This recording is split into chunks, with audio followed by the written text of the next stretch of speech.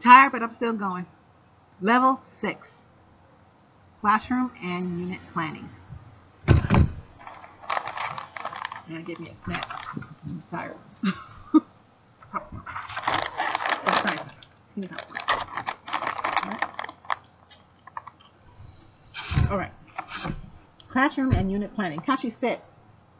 Sit. Sit. Thank you. Selecting text. There are wordless books, decodable books, predictable books, and authentic literature. Okay? Wordless books, decodable books, predictable books, and authentic literature. Sounds like they're in stages to me. Right? Wordless books, we know those. They tell stories without words via pictures of people, things, actions, helps non-readers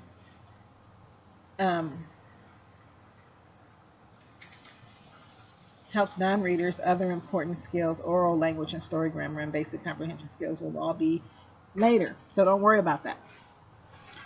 Use these books with students whose data reflects no ability to decode, print, which includes English language learners. Okay? Wordless books.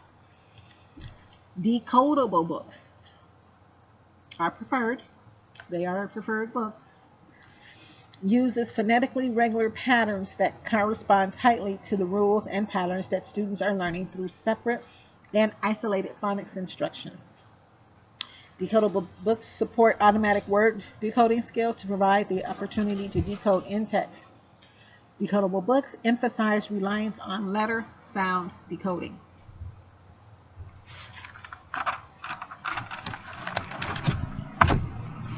Decodable text provides one-to-one correspondence with decoding skills instruction.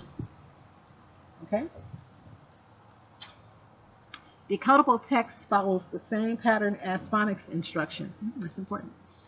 Letter sound correspondence, onset rhyme, complex letter combinations, and phonics generalizations. Phonics. Decodable text should be used in the same way that we do phonics. Okay? So we should have every kind of book available. Seems like it would go without saying. I'm having time getting those books in my classroom, I got to tell you. High frequency words are important parts of decodable text in that sight words taught in isolation are to be found in decodable text passages right away to extend phonics skills being taught in direct instruction. Okay? You should be teaching them high frequency words. So those are words that happen most often in print. Okay? There are lots of books that will accommodate that. Okay? Decodable text is preferred because students must rely on print, not just patterns, as are in predictable books.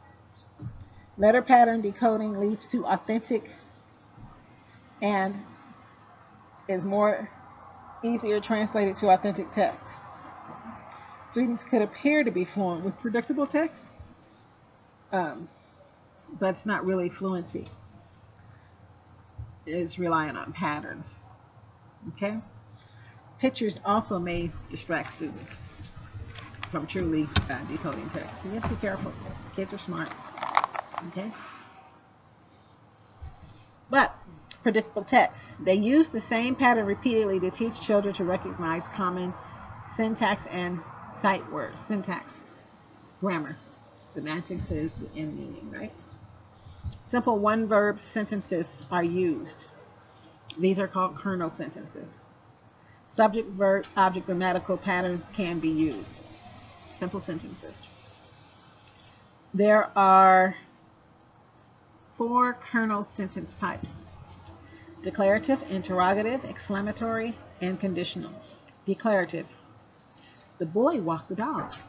Interrogative. Did the boy walk the dog? Exclamatory. Walk the dog. Conditional. If he walks the dog, then the dog walked the boy. If then, sorry.